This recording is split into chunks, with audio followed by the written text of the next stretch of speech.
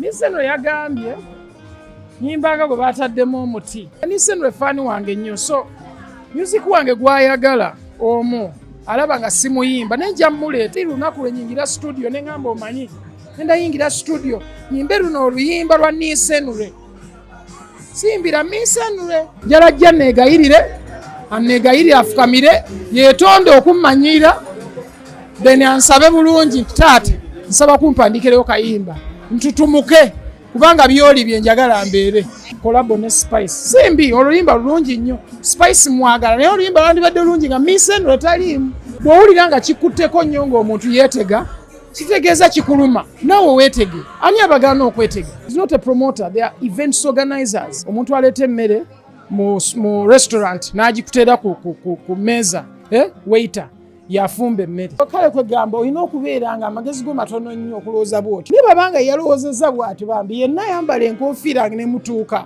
yabaye. Are they really promoters? They are not promoters, they are events organizers. Naye kati obusiru buba bukulowoozesa nti omuntu ki promoter naye wewetegereza omuntu ng'ayogera omusaasira. So basically nze mbeera musaasira. Gamba bulungi ogamba otya? Sibuze gyendi ewaka. Happy New Year namwe. Happy New Year to the fans and the clans. Yes. Akayimba akali ku YouTube ke bayita abantu tona kalaba. Wanji? Because people appreciate the vibe and the energy. Yeah.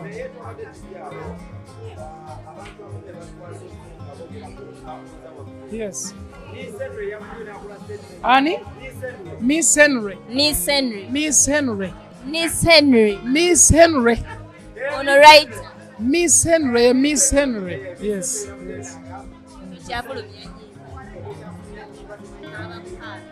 Kuyimba si bwe yayogedde.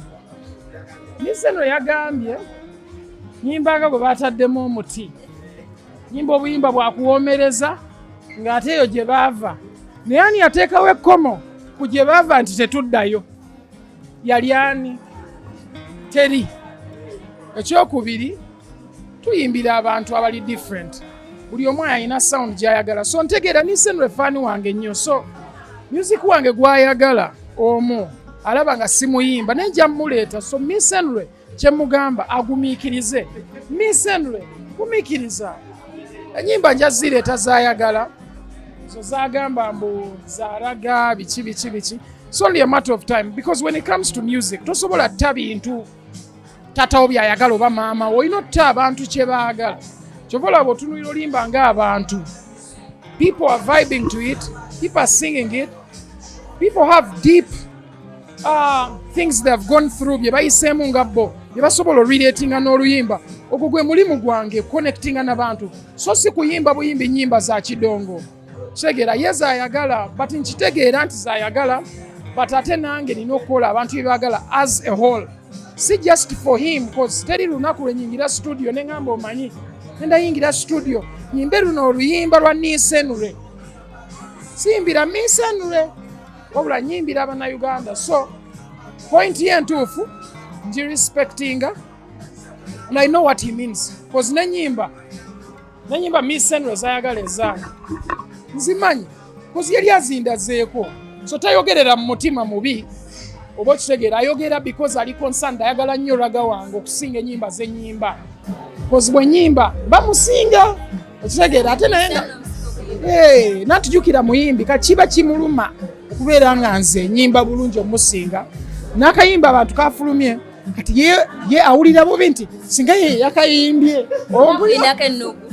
nanti ekyo bayita enviousness oba kitegeera. Ano namaya mugambya neekulukunyizeeko oki ayingira mu interview ate ntunula eno nga tolya neekulukunyiza nsaala basajja kuneekulukunyako mukazi yalina okukikola. Nisenure kyogamba bwe gyakulinako ennugu bwati taninaako nnugu naye ensaalwa alina ensaalwa akayimba akeegomba. Nisenure ayogere bwogezi nti akayimba yandiyagadde okayimba ekyo nakyo kiggwe tukimanye nti akayimba yadde akaagala kabeere kake. Ajje muwandiikire ennyimba.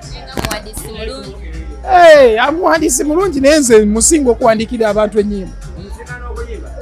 singa okuwanira mpandikidde abantu bangi ennyimba lwakuba zisoogera mbu gundi namuwandiikidde gundi naye musinga n'ennyimba zempandikidde abantu abalala ate naye agenda joininga abantu bempandiikidde njala jja negayirire afukamire yeetonde okummanyira then ansabe bulungi taata nsaba kumpandikireyo kayimba ntutumuke kubanga byoli bye njagala mbeere Talinayo kayimba akamanyi ne sajjeewa kayimba kikomanyi kalina akamanyi kati koza abantu baagala kati tebaagala jjo kolabo ne spice ndowooza owulira kolabo ne spice simbi oluyimba lulungi nnyo spice mwagala naye oluyimba lwandibadde lulungi nga miseno taliimu singa gwe yalimu nze setagabeera nze nyimba ngeza spice ayimba sitairo ndala nyimba bira nze siyimba nyimba zaabwe twalabako nga oba yali postiyo nti nno abantu abalifulumya ennyimba tebalifulumya nnyimba ziri balifulumya sitya danger because ate nnungi because n'abo abayimbi balina okukola kye balina okukola because buli muyimbi alina sound gy'aleeta ate eyamba industry naye kati nze nina okukikyusangamu okitegeera nendeeta ebyo ebinyuma nendeeta ebyogera ku bintu eby'omunda so buli kimu nenkibalansinga out because gwe mulimu gwange nabo balina omulimu gwabwe ogw'okukola ennyimba eziri fan ezinyumisa ekidongo leero oba okitegeera nze nyinza obutazikola naye bwe abazikola era mbawa respect ne bakikola kyova olaba like Miss Henry bamuwa respect ku kyakola Spice Diana big respect buli omu omulala ayimba ennyimba big respect naye nange erina byenkola which requires big respect. Wavayo no posting ndulaba nalulabye naye terunyamba kulwogerako bobe bajja odwogerako banajja wano bajja kwogera ku lutalo lwabwe beekube wavayo no posting ekifaananyi ng'oli mu gym ng'okoze 6 packs n'akanyamba abantu ne bakwatakinga oli mu kwetega oganye okuyimba waddamu kusitula buzito neetega nabo beetege kintu kyangu nnyo bw'owulira nga kikutteko nnyo ng'omuntu yeetega kitegeeza kikuluma naawe weetege ani abagaana okwetega ani yabagaana ye okwetega kyeki ndi ku kamasu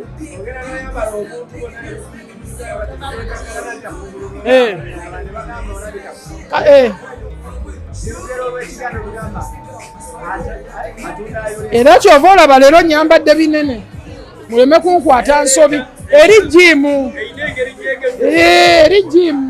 bw'oyise mu bintu byange naye nkukyaye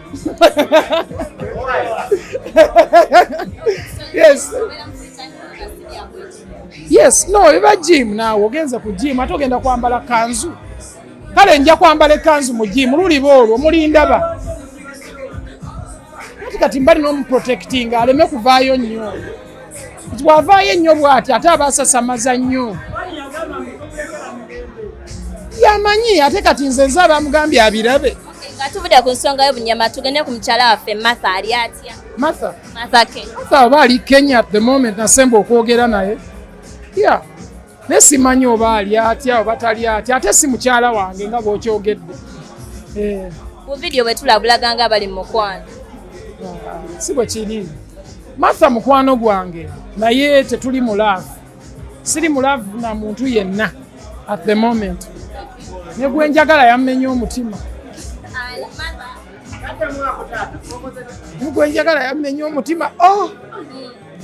Epasi one of those artists abayimba obulungi era bapangisibwa naye twagenda olaba bapromota nga bakuzolonze olaba sente ze bakuteekako teri promota yanteekako sente nabiraba byali fana ennyo bajjo bye yali ataddeyo byali fana omuntu asobola okwogera ekintu kyonna kati omuntu bwajja naŋŋamba mbu ninga ddole muŋanyiiga nkwe bwe neeraba ndaba ddole kwagamba basically ebyo ebintu bijjako abantu abali very emotional ti omuntu ayogedde ekintu bw'otandikawo okuwulira nti akuvodde akudisrespectinze yayogedde kyalowooza gwe weerowoozaako kyoli ki kati nze promota bw'agamba nkolera 6 oba nkolera 5,000 kiri okke kubanga bwe mbanga nkolera 5,000 naye ng'ate probably mbeera mu nju nga maybe nsasula $3.5 million then nga leero nvuga emmotoka nga bukadde 7 nga nina okiteekamu amafuta buli lunaku ngende ku gym buli lunaku nga nina okulya buli lunaku nina osasula amasannyalaze nina osasula amazzi naye nga nkolera kakaaga mba mufuusa mba magician kaakati bwebanga ategeeza nti ndi magician well done